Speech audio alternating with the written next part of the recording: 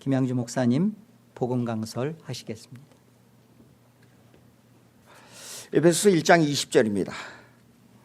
에베소서 1장 20절 읽습니다. 20절부터 그의 능력이 그리스도 안에서 역사하사 죽은 자들 가운데서 다시 살리시고 하늘에서 자기의 오른편에 앉히사 모든 통치와 권세와 능력과 주권과 이 세상뿐 아니라 오는 세상에 일컫는 모든 이름 위에 뛰어나게 하시고 또 만물을 그의 발 아래에 복종하게 하시고 그를 만물 위에 교회의 머리로 삼으셨느니라. 23절 다 같이 읽겠습니다. 교회는 그의 몸이니 만물 안에서 만물을 충만하게 하시는 이의 충만함이니라. 잠깐 기도하십시다. 하나님 아버지 감사합니다. 주님의 주권이 우리의 삶 속에서 우리 심장 속에 찾아오셔서 주님을 영화롭게 할 수 있는 우리의 삶이 될 수 있도록 성령님 역사해 주시옵소서. 특별히 에덴 개혁 장로교회가 부흥 발전하는 것을 볼 때 너무 마음이 기쁩니다. 아무리 어려운 일이 있을지라도 주님께서 저희들에게 하나님을 향한 사랑은 변하지 않게 해주시옵시고 주님을 섬기는 일에 있어서 열심을 다할 수 있도록 도와주시옵소서. 예수님의 이름으로 기도합니다. 아멘. 이 제목은 하나님의 주권이라고 기록되어 있습니다. 근데 여기에 21절 보시면 모든 통치와 권세와 능력과 주권과 이 세상뿐 아니라 통치, 권세, 능력, 주권이 나옵니다. 근데 특별히 개혁파 신학에서 주장하는 신학이 몇 가지가 주제가 있는데 성경 절대 영감설, 그 다음에 예수 그리스도에 대한 오직 한 분 구원자 예수 그리스도, 그 중에 하나가 하나님의 주권설입니다.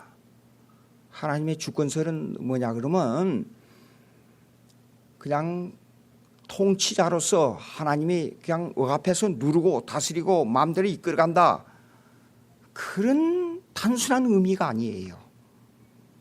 하나님의 주권설은 뭐냐 그러면 창세 이전부터 하나님의 계획이 있었고 그 계획에 따라서 그 프로젝트에 따라서 건물이 만들어지듯이 그 계획에 의해서 만물이 시공간 속에서 타임 앤 스페이스 시간관 속에서 그 프로젝트대로 이끌어지며 창조된 만물을 하나님께서 보존하시고 하나님께서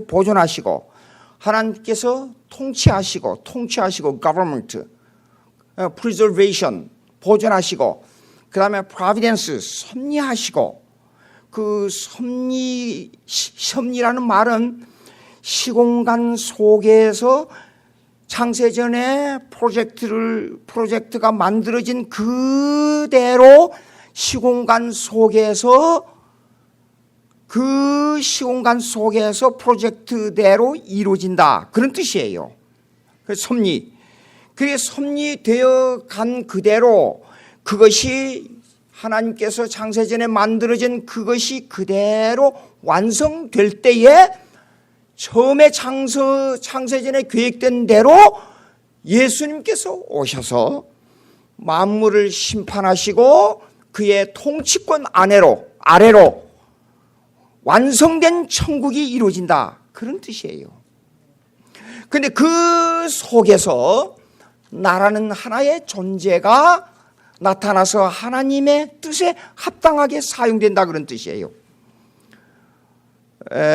이원론자, 그러니까 두얼리즘, 이원론자들은 하나님의 주권과 악마의 세계를 꼭 대립적인 관계로만 봅니다.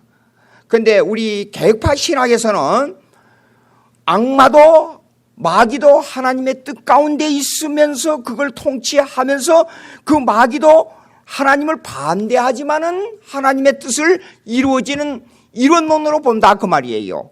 그것이 계획파 신학입니다. 그래서 하나님의 주권 신앙이라 그렇게 말합니다. 여기 보십시오.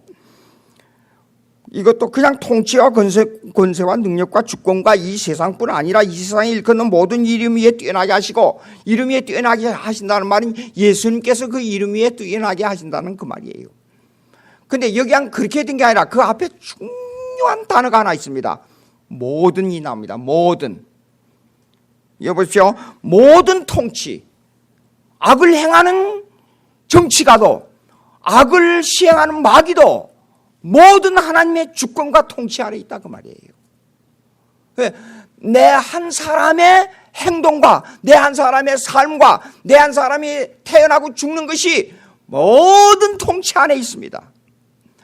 이 말은 무슨 말이냐 그러면 내 자신 한 사람의 역사가 내 역사로 끝나는 게 아니라 전 인류의 역사와 관계를 가지고 있다 그 말이에요. 이는 아주 중요한 얘기입니다. 예. 그런데 이것이요 이렇습니다. 그러면 우리의 인격이 하나의 군주의 밑에 속해 있느냐? 그것이 아닙니다. 하나님이라는 군주 밑에, 하나님이라는 주권 밑에 있다는 것은 하나님의 군주, 마음대로 행하는 군주 밑에 우리가 속해 있다. 그것이 아니고 우리의 인격은 하나님께서 자유의지를 주심으로 그 자유의지를 하나님께서 사용하심으로 우리의 마음대로 행하는 것 같지만은 그것이 하나님의 뜻 가운데서 행해진다 그 말이에요. 요거요 인생을 깊이 있게 삶을 의미 있게 생각하지 못한 사람은 이 얘기를 이해를 못합니다. 예, 내 마음대로 행하는 것 같습니다. 그러니까 알미니안주의 같은 경우에서는 어떻게 되냐 그러면 내 의지와 하나님의 주권과의 관계를 자꾸만 이원론으로 생각해버립니다. 대치관계로 생각합니다. 그게 아니에요. 이거 이해하기 대단히 힘들 겁니다. 내 마음대로 했는데 하나님의 주권이라니 그게 무슨 말입니까? 그렇게 말할 수 있어요. 제가 언젠가는 말씀드렸는지 모르겠습니다. 하시엔다 장로교회, 제가 미국에 있을 때 오래전에 여기에서요 한 30년 됐는가 모르겠어요. 청년 집회를 인도하러 갔어요. 한 30명이 그때 이 큰 버스를 빌려서 그 요세미티 파크에 가서 이제 집회를 하고 질문 시간이 됐어요. 젊은 학생이 하나 질문했습니다. 뭐 똑똑하고 뭐 머리가 좋아하고 뭐 인류대학을 다니고 뭐 옆에서 뭐 이 얘기를 하더라고요. 그래서 그런가 보다 했는데 이렇게 질문을 해요. 내 마음대로 했고 내 마음대로 이렇게 세상을 살아가는데 하나님의 주권이란 말이 무슨 말입니까? 예정이란 말은 도대체 이해를 할 수가 없습니다. 그냥 참 생각하다가 이거 어떻게 해야 되겠냐. 그래서 제가 반문을 했어요. 좋다. 네 마음대로 했으면 내가 과거에 계획하고 과거에 무슨 일을 정하고 한 그것이 내 원하는 그대로 100% 됐느냐? 대답을 못해요. 그럼 네 마음대로 하고 싶으면 내가 지금 당장 죽었다가 어머니 뱃속에 들어가서 다시 미국의 대통령 아들로 태어나라. 네 마음대로 해봐. 네 마음대로. 그렇게 할 수 있냐? 대답 못해요. 마음대로 해보란 말이에요. 마음대로. 예? 여러분 하나님께서 주신 일반은 총회, 그러니까 예수를 믿고 안 믿고 하는 그 문제를 떠나서 일반은 총의 영역, 노동론의 영역에 있어서 과학자에게 가서 사업을 하라고 한번 그 일을 맡겨보세요. 그거 정말로 힘듭니다. 저를 보고 장사 잘하라고 장사를 맡겨줘 보세요. 저는 장사 죽었다 깨나도 못합니다. 왜 그러냐? 해보니까 옛날에 가난할 때에 그 화장품 장사하는데 하루 한번 가서 이 일을 장사를 해봤어요. 근데 그날 물건을 팔고 와서 보니까 그날 손해난 것만 계산이 되더라고요. 아, 이거 장사는 나에게는 전혀 못하는 사람이구나. 그걸 알았어요. 이거는 일반은 총회을 통해서 주어지는 나의 은사예요. 마음대로 안 됩니다. 절대로 자유의지대로 될 것 같지만 마음대로 안 됩니다. 예. 그러니까 어떤 사람에게는 장사를 잘할 수 있는 은사를 주시고, 어떤 사람에게는 과학자의 은사를 주시고, 어떤 사람은 또 이 성경을 가르치는 저와 같은 은사를 주셨다 그 말이에요. 다 달라요. 그것이 하나님의 주권입니다. 그런데 그 자유의지를 내가 내 마음대로 사용한 것 같지요? 아닙니다. 하나님의 허용 가운데 주어진 것입니다. 하나님의 허용, permissive decree, 하나님의 허용이라는 말은 무슨 말이냐 그러면 네가 네 마음대로 자유의지를 사용할 수 있도록 하나님께서 뒤에서 조정해 준다 그 말이에요. 이 말을 신학적으로 딱 한마디 줄이면 그걸 갖다 동류라 그래요. concurrence, 동류라 그럽니다. 동류란 말이 무슨 말이냐면 내 자유의지와 하나님의 뜻이 함께 간다 그 말이에요. 기차를 타고 이제 가끔 제가 지방을 많이 다닐 때가 있어요. 강의하러. 대구를 가는 중이었어요. 그런데 어떤 분이 성경을 읽고 있더라고요. 옆에 이렇게 보니까 나이가 많은 분이에요. 그래서 예수 믿습니까? 그래, 예수 믿습니다. 아, 그래요. 어디로 가십니까? 부산을 간다 그래요. 가만히 생각하다가 제가 하나 생각나는 게 있어요. 아니, 부산을 가세요? 지금 기차가 달리고 있는데 부산을 가십니까? 아, 내가 타서 내가 가니까 부산 가는 거 아닙니까? 그걸 보고 동류라 그래요. 지금 기차가 달리고 있는데 내가 생각할 때는 내가 지금 부산을 가고 있는 거예요. 그렇죠? 예. 하나님의 섭리, 하나님의 주권이 지금 나를 움직여서 지금 가고 있어요. 어디로? 역사를 지금 이끌고 가고 있어요. 그런데 실제로 생각해 보면 내 의식 속에서는 내 자유의지대로 행하니까 내가 가고 있는 거예요. 이걸 보고 동류라 그래. concurrence, 동시에 일어난다는 뜻이에요. concur, 영어로 그러면 동시에 일어난다는 뜻이에요. 예. 그러니까 내 자유의지와 하나님의 의지가 같이 가고 있어요. 그런데 내 편에서는 내가 행하는 거예요. 그런데 지나놓고 보면 다 하나님께서 행한 것이에요. 예. 하나님의 뜻이 작용했어요. 자, 그런데 이제 보시겠습니다. 17절을 먼저 한번 보세요. 17절. 우리 주 예수 그리스도의 하나님 영광의 아버지께서 지혜와 계시의 영을 너희에게 주사 하나님을 알게 하시고, 지금 제가 요 말씀 속에는 안 들어있습니다만 삼위일체를 설명할 수밖에 없어요. 자, 그리스도의 하나님이 나와요. 그러니까 본질은 같은 분입니다. 하나님의 본질이나 예수님의 본질이 똑같아요. 그런데 영광의 아버지께서 지혜와 계시의 영을 너희에게 주사. 왜 아버지께서 주사? 이걸 설명하기 위해서는 신학적 용어를 말할 수밖에 없어요.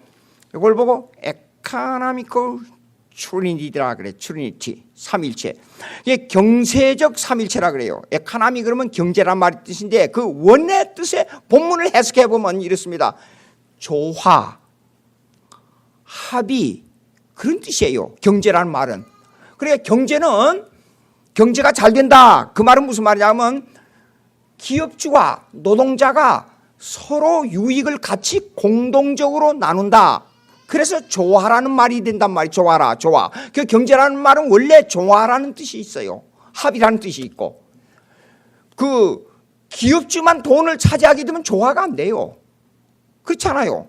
그 노동쟁이가 많이 일어나서 기업주가 파산하고 기업을 망하게 되면 그거는 조화가 안 이루어져요.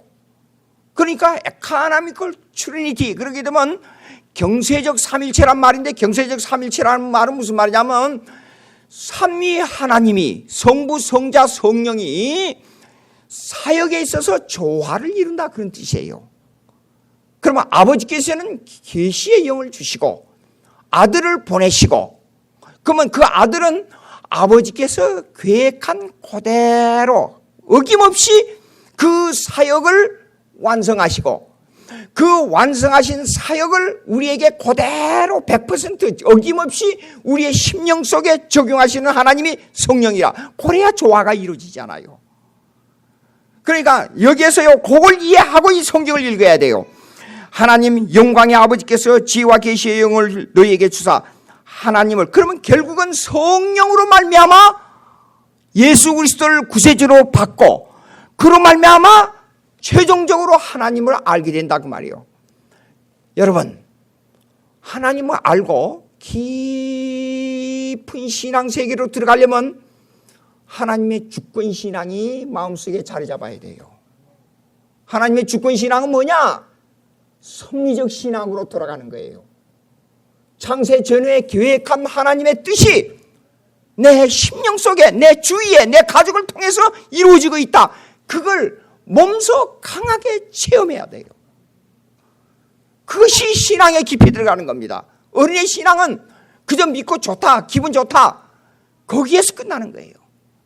그러나 깊은 신앙에 들어가게 되면 하나님께서 나에게 고난을 줘도 이것도 하나님의 뜻이요, 나에게 기쁨을 주고 즐거움을 주는 것도 하나님의 뜻이요, 내가 병든 것도 하나님의 뜻이요, 잘 때도 주님의 은혜요, 못 때도 주님의 은혜요, 잘 때도 주님께 영광이요, 못 때도 주님께 영광이요.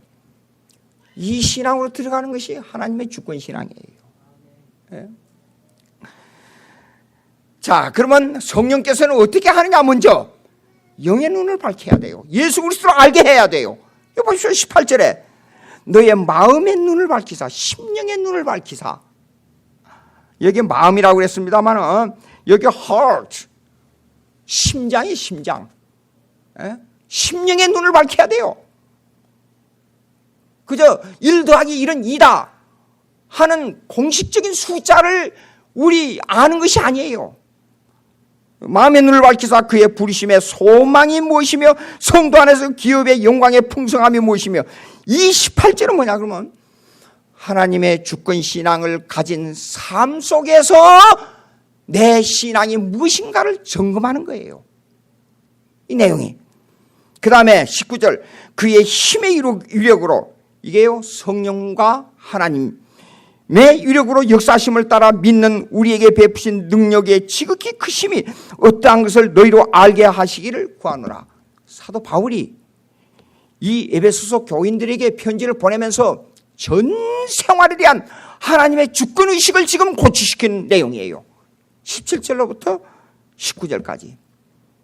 그리고 나서 20절부터 하나님의 주권 신앙에 대한 구체적인 내용을 누구를 중심으로 설파하고 있느냐? 예수 그리스도를 중심으로 설파하고 있어요. 예? 자, 그의 능력이 그리스도 안에서 역사하사 죽은 자 가운데서 달사하시고 하늘에 자기의 오른편에 앉으사. 성령은 이렇습니다. 가장 먼저 우리에게 인식, 어떤 그냥 안다는 개념이 아니라 하나의 인지 인식, 이 지적, 그 다음에 감성적, 의지적 인식을 하게 하는, 그걸 갖다가 에피스테몰로지라 그래요. 그냥 에크놀로지가 아니라 그냥 에피스테몰로지. 인식론은 뭐냐면 전인격을 동원해서 안다는 뜻이에요. 예, 내가 이명박 대통령 안다, 그거는 멀리서 보고 아는 거예요. 그러나 교제의 관계는 없어요. 교제 관계는. 그러나 여러분 문재인 대통령 이름 다 알잖아요. 근데 그건 교제 관계로서 아는 게 아니에요. 그러나 하나님을 아는 것은 에피스테몰로지, 인식론으로 알아야 돼. 내 지적이며 인격적이며 의지적이며 감성적인 건 모든 걸 교제 관계에서 알아야 돼요. 그것을 하나님을 아는 겁니다. 그러니까 그의 능력 그리스도의 역사에서 하시 자기의 오른편, 그런데 능력 그리스도 안에서 역사사 죽은 자 가운데서 다시 살리시고 하늘에 자기의 오른편에 앉으사. 이 내용을, 예수 그리스도의 사역의 내용을 내 교제 관계에서 알고 있어야 돼요. 이렇게 되신 예수 그리스도는 왜 이렇게 됐는가 하는 것을 나와의 관계에서 성립을 시켜야 된다 그 말이에요. 예? 보십시오. 오늘날 지금 한국에 제가 참으로 가슴이 아픈 일들이 너무 많았어요. 한국에서 대학부 신학교를 다닐 때 4년 동안은 정말로 하나님 앞에 죽느냐 사느냐 하는 문제를 안고 기도하면서 신학 공부를 했어요. 그런데 오늘날 다 대학을 졸업하고 서울대학교, 연세대학교, 고려대학교 졸업생들이 많아요. 근데 질문하는 거 보면 전혀 신앙과 관계없는 질문들을 자주 해요. 근데 이상한 일이 벌어졌어요. 대학원에서 가르치는 학생들 말고 정말로 말씀을 사모하는 학생들이 교단에서 구성이 됐어요. 그리고 저를 보고 우리끼리 신학교를 하자는 거예요. 그래서 교단, 대학원, 대학교 말고 교단 중심의 신학교가 형성됐어요. 그래서 저를 보고 그 학교를 맡아달라는 거예요. 그래서 그 학교를 맡아서 일을 하고 있어요. 너무 바쁘고 힘들어요. 그럼에도 불구하고 거기에 강의로 들어가게 되면 불이 나요. 불이 나. 그렇게 마음과 정성을 다해서 심지어는 어떤 학생들은 이래요. 손자를 데리고 와요. 손자를 데리고 와. 공부할 성경을 알기 위해서 손자를 데리고 와서요. 그런데 왜 그런 현상이 벌어지느냐? 인격적으로 하나님을 섬기고 인격적으로 하나님과 교제하는 신학이 형성이 안 돼가지고, 자 보십시오. 옛날에 보수주의를 자랑하고 개혁파 신학을 자랑하고 말씀주의를 자랑하고 성령 은사를 받기를 자랑하는 신학교들이 지금 망해가고 있습니다. 어느 신학교에 가서든지 신학교에서 하나님 중심의 신학을 하기보다도 보수 신학을 자랑하는 총회 신학에 혼합주의가 들어왔어요. 예.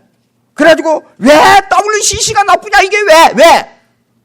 옛날에 보수주의를 자랑하는, 그리고 그 문제, WCC의 문제를 제기한 교수들을 동맹해가지고 쫓아냈어요. 기가 막힌 일입니다. 예. 왜 그런 현상이 벌어져요? 말씀 중심 신앙생활이 실제 생활 속에서 하나님과 나와의 관계에서 하나님의 주권 신앙이 형성이 안 돼서 그런 거예요. 형성이 안 돼서. 제가 자주 부르짖는, 거기에서도 여기서나 자주 부르짖는 말씀을 다시 한번 말씀드리겠습니다. 교회 문제는 신학교의 문제입니다. 신학교의 문제는 교수들의 문제입니다. 하나님 말씀을 믿지 않는 교사 한 사람이 들어오게 되면 그 신학교는 10년 뒤지게 돼 있어요. 예. 1950년대, 60년대 미국의 교회들이 교회를 많이 팔았어요. 자꾸만 타락했어요. 1970년대 말부터 1980년대 세계를 지배하는 권리, 권한을, 능력을 미국이 상실해 가고 있다가 떠들고 난리가 났습니다. 제가 한참 여기 유학 시절에 공부할 때. 이것을 회복하기 위해서 어떻게 해야 되느냐? 그때 마침 홀피스가 나왔어요. 병이. 유행병, 성적 유행병. 그 다음에 에이즈가 나왔어요. 그럴 때 보수주의 목사님들이 하나님께서 내린 저주의 병이라고 외쳤습니다. 팻 라브슨 목사님이 대통령 선거에 나와가지고 3일 했습니다. 거의 민주당을 따라잡았어요. 무서운 일이 벌어졌어요. 그래서 조지 포웰 목사님이 모랄 모조리티 운동을 벌였습니다. 100만 명의 회원을 모집했는데 1000만 명이 넘어버렸어요. 도덕 우선주의, 종교 우선주의를 내세우는 조지 포웰 목사님에 의해서. 지금 여러분 주말에 TV 들어보세요. 99%가 성경 강해 설교예요. 보세요. 그래서 미국이 세계를 지배하는 능력을 다시 회복한 거예요. 하나님은 이렇습니다. 요거 설명하기 전에 이걸 또 설명해야 되겠어요. 하나님께서 창세 전에, 하나님이 주권적인 신앙에 있어서 창세 전에 두 가지 종류의 계획이 있었어요. 첫째는 만물에 대한 하나님 계획은 decree. 두 번째 계획이 뭐냐 그러면 예정입니다. predestination. 예정은 뭐냐 그러면 구원에 관한 하나님의 계획이에요.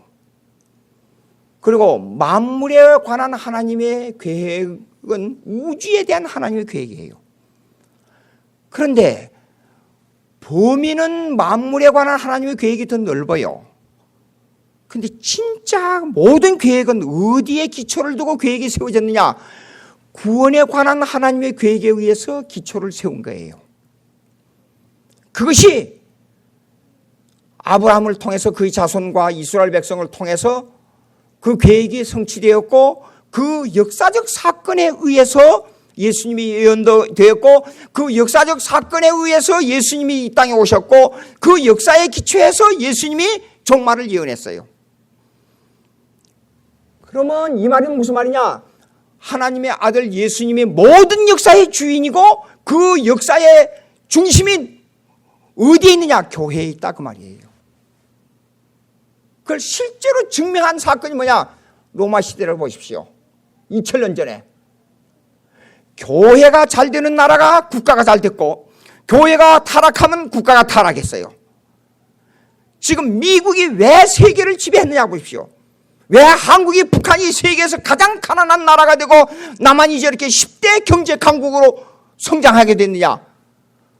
교회 때문에 그런 거예요. 교회를 밀어낸 북한은 저렇게 피해값을 치르고 있어요. 세상에 300만 명이 죽었어요. 굶어서. 옛날에 제가 6.25 사변 후에 길거리 가다가 쓰러져요. 갑자기 확 쓰러져요. 이상하다. 왜 이렇게 하는가? 저도 몰라서 어린이는 잘 몰랐어요. 배가 고프니까 어려서 4살 때 총소리 막 총소리 나고 뭐 난리가 나고 그 폭격 소리가 지금도 기억에 생생해요. 배가 고프니까 가다가 배추 이파리, 무 이파리 막 뜯어먹는 거예요. 농민들이 대변을 보고 있는 그걸 갖다 막 뿌렸던 건데 그것도 모르고 그냥 뜯어먹으니까 뱃속에 회충이 생긴 거예요. 회충이 내 몸속에 있는 영양을 다 빨아먹은 거예요. 영양이 모자라서 길거리 가다가 팍팍 쓰러지는 거예요. 예? 학교에서 어린학교 초등학교 1학년 2학년 들어갔을 때 회충약을 주니까 그걸 먹고 나니까 회충이 그냥 뭉텅이로 막 빠져나오는 거예요. 배가 이틀 동안 아프면서 모든 학생들이 다 그랬어요. 그런데 외정시대와 6.25 사변을 겪으면서 북한에서 종교는 아편이다. 그렇게 피해 순교자들을 많이 낸 평양에서 모든 기독교인들을 다 쫓아내 남한으로 밀어냈잖아요. 그 값을 남한이 받았어요. 피해 값을 북한이 받았어요. 그래서 북한에서 1990년대에 300만이 굶어 죽었어요. 코비드-19 이건 저는 이렇게 생각합니다. 하나님의 섭리가 기가 막히다. 병마를 통한 하나님의 섭리가 있어요. 고난을 통한 하나님의 섭리가 있어요. 이걸 인정하는 것이 하나님의 주권신앙이에요. 이 코비드-19으로 말미암아 한국교회가 기도하고 몸부림치고 이 병마로 인하여 고통받는 예배의 고통을 받는 한국교회가 정신을 차리고 가슴을 치며 옷을 찢으며 회개해야 되겠다. 그런 생각을 하는 거예요. 그런 생각을. 제가 에베소 1장 여기 한번 봅시다. 설교가 길어질 것 같네요. 에베소 1장 4절 곧 창세전에 그리스도 안에서 우리를 택하사 우리로 사랑 안에서 그 앞에 거룩하고 흠이 없게 하시려고 그의 기쁘신 뜻대로 우리를 예정하사 예수 그리스도로 말미암아 자기 아들들이 되게 하셨으니 이는 그가 사랑하시는 자 앞에서 안에서 우리에게 거저 주시는 바 그의 은혜 풍성 영광을 찬송하게 하려. 제가 이걸요 아마 한 100번은 넘어 읽었을 거예요. 이걸 생각하고 눈물을 흘린 적이 한두 번이 아니에요. 며칠 전이었어요. 우리 사람하고 이 얘기를 합니다. 내 이 얘기를 쭉 하면서 히브리 말 에칼립스라는 것은 구원이란 뜻이에요. 근데 그 말은 나 죄를 다 씻었다는 말이 아니고 죄 그대로 있어 내가. 그럼에도 불구하고 죄를 보시면서도 하나님께서 그 죄를 깨끗하게 전혀 보이지 않도록 전혀 냄새하지 않도록 다 덮어준다는 뜻이야. 그건 내가 막 울었어요. 근데 그 눈물을 닦아주시니까 누군 줄 아세요? 우리 집 사람이에요. 우리 사람이 눈물을 닦아줘요. 에? 여러분 내 죄 그대로 가지고 있어요. 내 모습 그대로. 지금도 범죄합니다. 나에게 나쁘게 행하고 나쁘게 말한 사람에 대해서 미움이 마음속에서 금방 올라와요. 여러분들은 아마 예수 잘 믿고 성령 충만해서 절대 안 그럴 줄 믿습니다. 그런데도 하나님께서 내 죄를 그 모습 그대로 해서 아무 냄새가 나지 않고 아무도 보이지 않도록 덮어주시는 거예요. 이것이 하나님의 은혜예요. 기가 막힌 거 아닙니까? 예? 자, 에베소 1장 20절로 다시 넘어가겠습니다. 그러면 21절 보시겠습니다. 통치와 권세와 능력과 주권과 이 세상뿐 아니라 오는 세상에 일컫는 모든 이름에 뛰어나게 하시고, 왜 뛰어나게가 나와요? 하나님 아버지로부터 하나님 아버지의 계획된 그대로 아들이 받아가지고 그것을 이 시공간 역사 속에서 집행해야 되니까 권능이 있어야 돼요. 능력이 있어야 돼요. 그래서 뛰어나게 하시는 거예요. 이름이 뛰어나게 한다. 여러분 왜 이름이냐 하냐? 이름이냐? 구약에 나온 이름들이 많아요. 하나님에 대한 엘로힘, 엘사다이, 츠바오츠, 아도나이, 야훼 여러 가지 이름들이 있어요. 근데 뜻이 다 달라요. 왜 하나님의 이름이 그렇게 많느냐? 저 한 사람의 이름은 한 사람의 이름으로 끝나버려요. 근데 하나님은 능력이 있어 다양하고 능력이 많으시기 때문에 그 형편에 따라서 이름을 붙여요. 야훼, 여호와라는 말은 하나님의 거룩한 하나님께서 이 죄인을 향한 그 백성을 향해서도 언약을 맺은 것을 결단코 버리지 아니하시고 성취하신다, 그런 뜻이에요. 그래서 이름이 많은 거예요. 예. 근데 왜 이름이 뛰어나게 하셔야 되냐? 그것은 하나님의 주권 신앙을 이해해야 그것이 이해됩니다. 왜 이름이 뛰어나느냐? 예? 그것은 이름이 바로 하나님의 인격이에요. 그러니까 이름을 더럽히지 말라. 이름을 함부로 하면 안 됩니다. 하나님의 이름을 가지고 농담하거나 장난하면 안 됩니다. 왜냐하면 거룩하고 진실한 그 하나님이 그 인격 속에 포함되어 있기, 이름 속에 포함되어 있기 때문에 그래요. 인격이 이름 속에 포함되어 있다 그 말이에요. 이름이 뛰어난다는 것은 하나님의 인격이 뛰어난다는 뜻이에요. 만물을 통치하시는 하나님의 주권이 그 속에 있다 그 말입니다. 고마운 것은 우리 계획파 신학의 기본이 뭐냐면 신앙 고백서예요.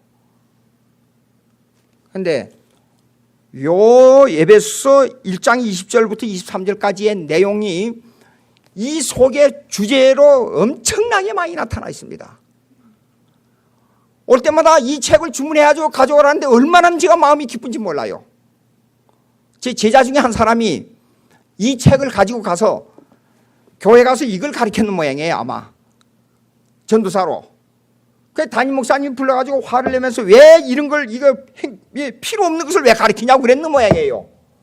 그러니까 이 전도사는 이제 신학을 갓 졸업하고 여기에 대한 불이 붙어가지고 한참 이걸 가르치는데 그렇게 하니까 막 대드는 거예요.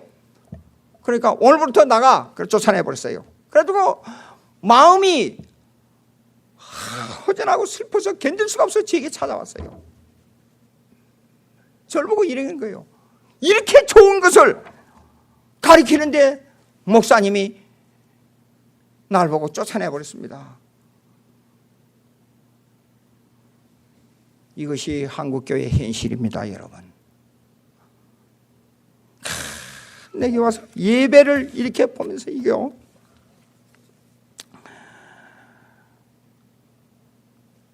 특별히 사도 신조를 이렇게 보고 라틴어에 아주 가깝게 번역된 것을 보고 감사하고 또 하나님의 말씀을 강론한 걸 보고 감사하고 이게 원래 예배라는 것은 말씀 강론이 중심입니다. 여러분 정말로 복받은 분들이에요. 정말로 말씀을 바로 배우는 교회가 얼마나 중요한지 모릅니다. 한국 교회가 왜 이렇게 요즘 한국 교회 교인들이 800만이라 그래요. 이제는 왜 그렇게 교인들이 줄어가는 줄 아십니까? 근본적인 문제가 뭐냐 하면 하나님의 말씀 강론의 부족에서부터 시작된 거예요. 말씀 강론의 부족에서부터. 왜 신학대학원을 그만두고 교단 중심의 신학생들이 모여가지고 신학교를 하자고 형성됐느냐? 어디 가서 성경 배울 데가 없다는 거예요. 설교를 들으면 대부분 cause and effect, 영어로 원인과 결과로만 얘기해. 내가 이렇게 하면 이렇게 복 받고 이렇게 하면 이렇게 복을 못 받는다. 그 얘기만 한다는 거예요. 성경을 못 배워요. 성경을. 그러니까 와서 성경 강론을 듣고 어떻게 10명 20명 형성되다가 교단 중심의 학생들만 모여있는 신학교가 형성되어 버린 거예요. 그건 나도 몰라요. 예? 자, 그래서 제가 이게 한번 찾아보십시다. 웨스민스터 신앙 고백서 3장 1절을 제가 조금 부분적으로만 읽어드리겠습니다. 시간이 많아서 이거 다 못하겠네. 3장, 하나님께서는 영원부터 자기의 뜻에 가장 지혜롭고 거룩한 계획으로 일어난 모든 일들을 자유롭고 그리고 변할 수 없게 작정하셨다 그랬어요. 모든 일들을 작정하셨다. 간단합니다. 간단해요. 아까 제가 이미 설명했습니다. 만물에 대한 하나님의 계획과 구원에 대한 하나님의 계획이 두 종류가 있지만 진짜 계획의 중심은 구원에 관한 하나님의 계획인데, 즉 교회 중심이라 그 말입니다. 그러면 교회 중심이 뭐냐? 여기 본절로 들어가 보십시오. 22절. 또 만물을 그의 발 아래 복종하게 하시고 그를 만물 위에 교회의 머리로 삼으셨느니라. 예수님께서 교회의 머리가 되셨다 그 말이에요. 그럼 교회의 주인입니다. 그러면 모든 역사가 교회 때문에 어떻게 이루어지고 교회 때문에 저렇게 이루어지고 교회 때문에 이렇게 이루어진다는 뜻이에요. 선교를 하기 위해서는 물질이 있어야 돼요. 간단하게. 그렇죠? 부자가 돼야 돼요. 그럼 부자 되기 위해서 예수 믿는다는 그거는 순수에 틀린 거예요. 예수 잘 믿으면 자연히 따라오게 돼 있는 거예요. 그러니까 그거 상관하지 말고 예수만 잘 믿으면 돼요. 예수 잘 믿으면. 예? 그러면 그 남은 잉여 산물을 가지고 전도하고 선교하는 데 써야 돼요. 그러기 위해서는 국가를 발전시킬 수밖에 없잖아요. 교회의 보조 역할을 하는 것이 국가예요. 교회의 보조 역할을 하는 것이 해와 달이에요. 우주예요. 만물이에요. 만물을 사용할 수 있는 권한을 인간에게 주셨어요. 범죄하기 전에는 만물을 다스리는 능력까지 받았어요. 그러나 범죄한 후에는 일부만 남겨놓고 아주 엄청난 능력을 거두어 가셔버렸어요. 하나님께서. 만물 속에서 기독교인은 노동의 두 가지를 받았어요. 일반 노동과 종교 노동이에요. 종교 노동을 통해서 일반 노동에 지친 그 심령을 위로받도록 만들어주셨어요. 그러니까 안식일을 지킬 때는 모든 일반 노동을 잊어버리고 와서 편안하게 쉬어야 돼요. 쉬어. 만약에 하나님께서 1년 내내 일하고 하루만 와서 예배드리라, 그러면 우리는 그렇게 할 수밖에 없어요. 그런데도 하나님께서는 우리에게 너무 큰 축복을 해 주셨기 때문에 6일만 일하고 죽도록 6일만 열심히 일하고 하루 편히 쉬라고 우리에게 법을 제정해 주셨어요. 하나님의 은혜입니다. 하나님의 은혜. 예. 자, 그 다음에 여기에 그 5절로 내려가 보면 이런 게 나옵니다. 3장 5절에 보면 하나님께서 인류 중에서 생명에 이르도록 예정된 자들을 세상의 기초가 놓이기 전에 그의 영원하신 불변한 목적과 의지의 비밀한 계획과 선하시고 깊으신 뜻에 따라 그리스도 안에서 영원한 영광에 이르도록 선택하셨다. 아까 제가 설명할 때 만물에 대한 하나님의 계획과 구원에 대한 하나님의 계획을 설명했죠. 이거는 구원에 대한 하나님의 계획을 지금 설명하고 있는 겁니다. 이것이 모든 역사의 중심이에요. 신앙 고백을 보면 볼수록 읽어보면 볼수록 가슴이 뭉클뭉클해져요. 예? 역사를 보십시오. 한국의 간단해 보십시오. 한국의 역사와 미국의 역사를 보십시오. 영국의 존 낙스의 후예들, 그걸 위구너 족속들이라 그래요. 위구너 족속들이 피를 흘리면서 유럽의 30년 전쟁 동안에 살해당한 그 족속들 후예들이 미국으로 왔잖아요.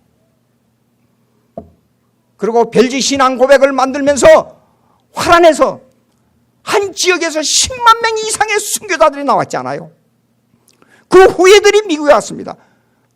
아틀란타를 중심으로 영국의 후예들이, 청교도들이 중심이 됐고, 멤피스 북쪽에 그 중심으로 화란 사람들이, 청교도들이 중심이 돼서 미국을 건설한 겁니다.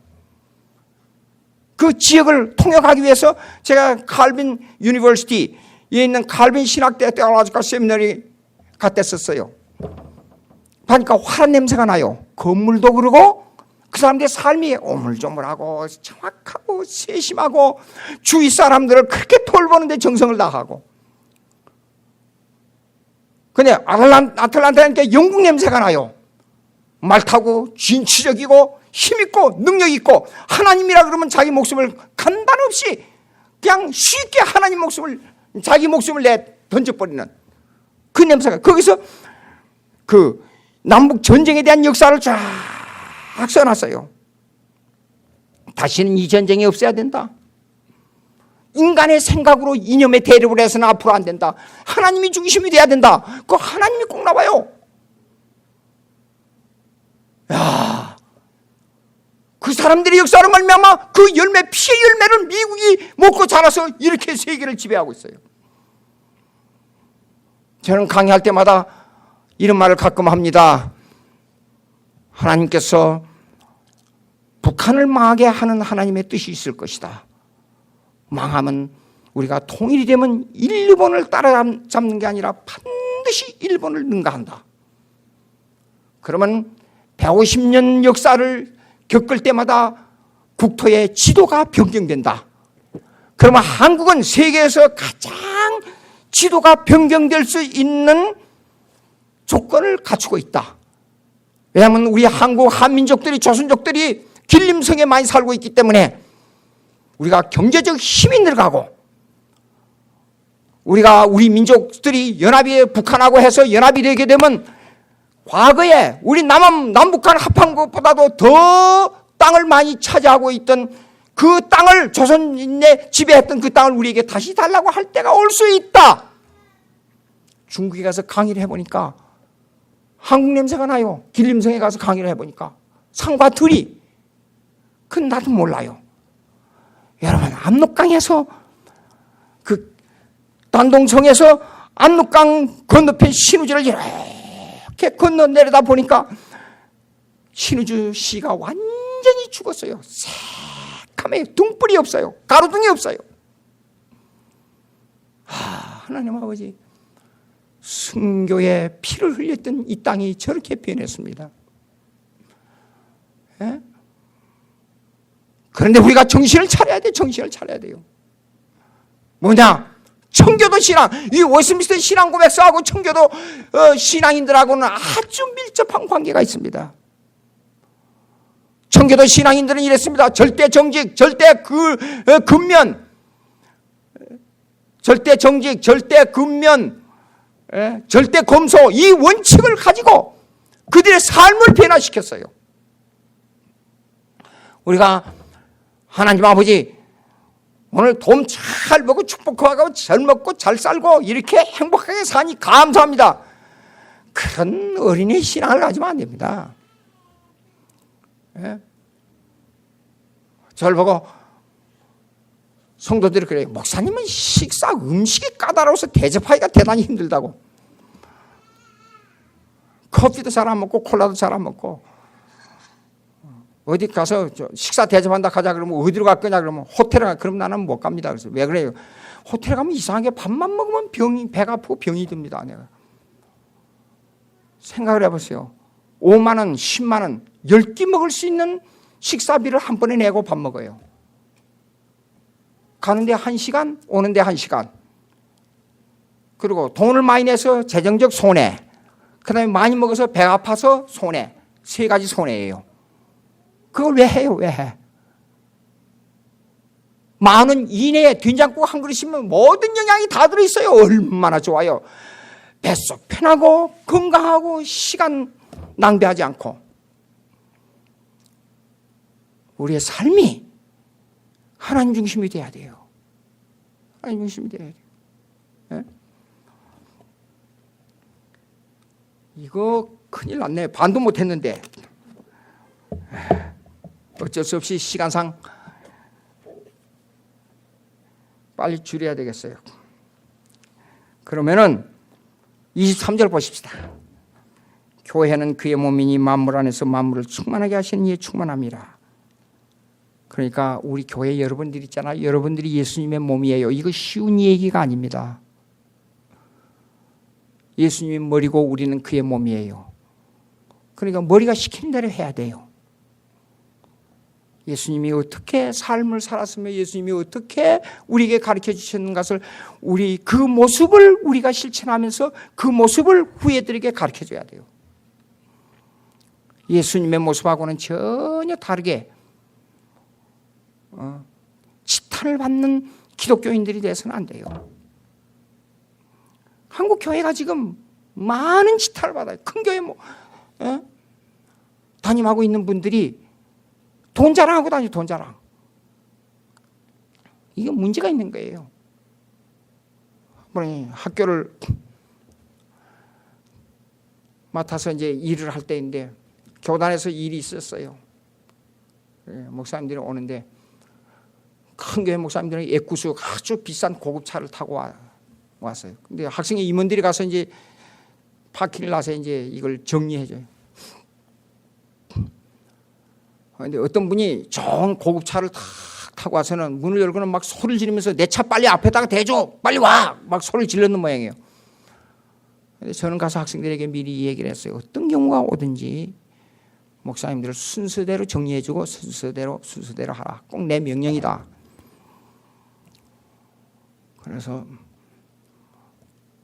그 명령 받고 그대로 행했어요. 식사의 시간이 돼가지고 학교에서 식당에서 주는 밥 그대로 같이 먹으면서 교제를 나누게 됐어요. 얼굴이 울그락 해가지고 와서 차를 대고 제자리에 앉아서 뭐 10분, 20분을 기다리는데도 뭐 그대로 해주고 뭐 식사도 이렇게 내가 좋아하는 음식은 비싼 거 사달라 소리는 못하니까 뭐 음식이 뭐 내 마음에 맞지, 입맛에 맞지 않는 건 뭐 어쩌고 뭐 불평을 한참 하는 거예요.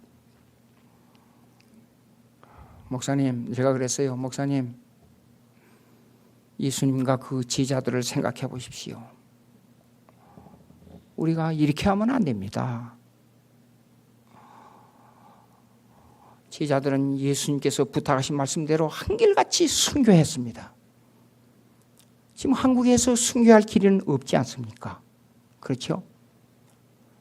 순교는 못할 망정 이제 우리의 삶이 청교도 신앙으로 돌아가야 됩니다.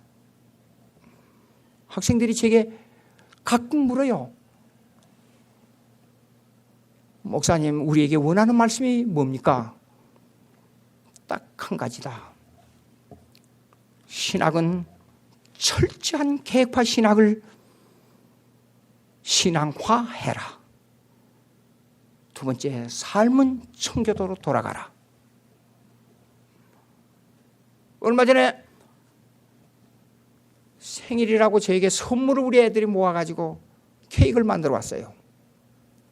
작년에도, 그전에도, 이전에도 똑같은 말 반복했어요. 제가요. 물건을 사지 말아라.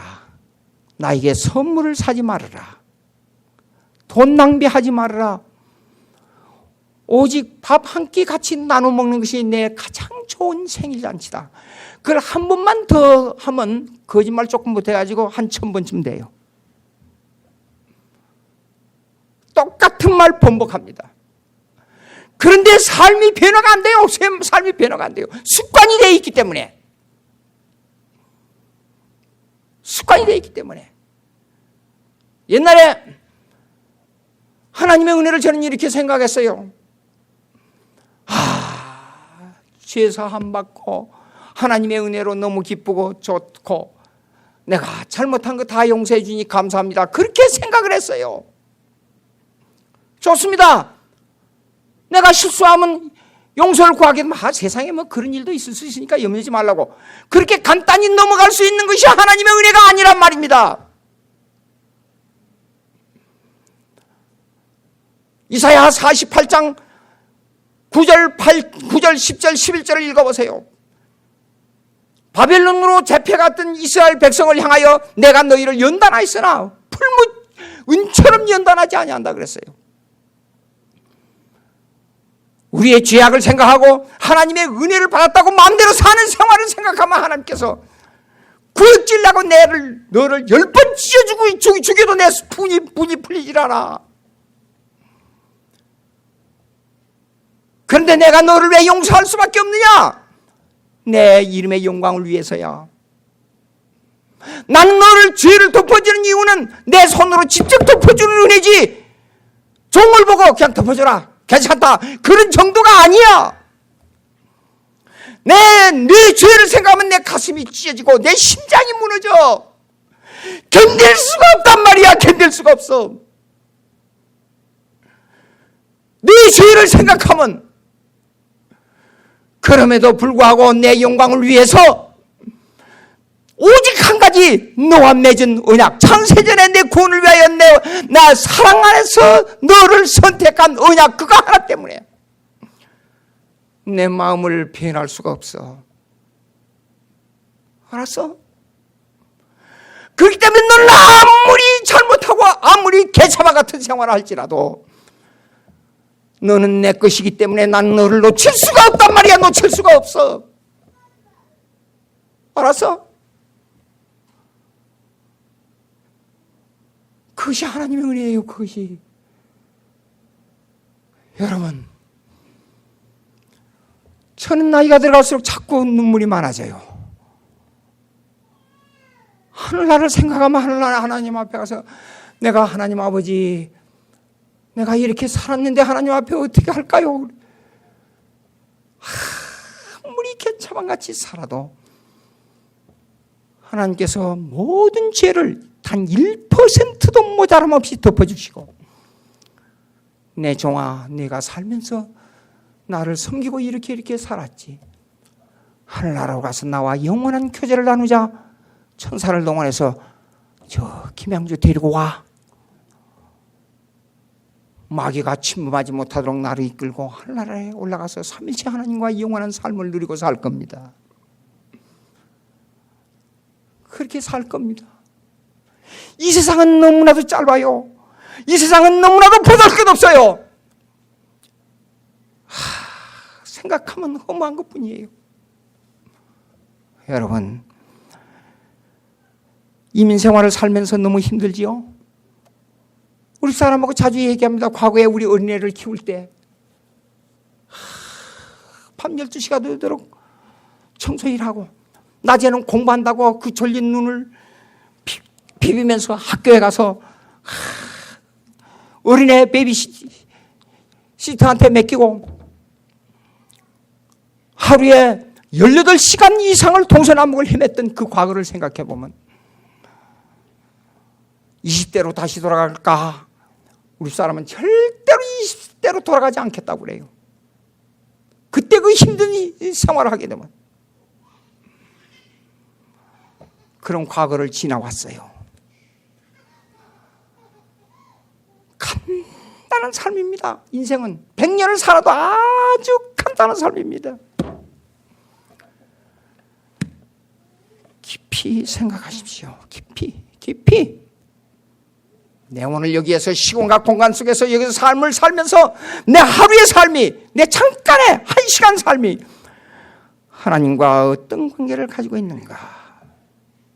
하나님의 은혜를 어떻게 내가 만끽하고 있는가? 생각해 보시기 바랍니다. 기도하십시다. 하나님 아버지 감사합니다. 저희들에게 은혜를 주셔서 하나님의 주권이 우리 신앙 속에서 삶으로 변화되게 해 주시옵기를 간절히 바라옵고 예수님의 이름으로 기도합나이다. 아멘.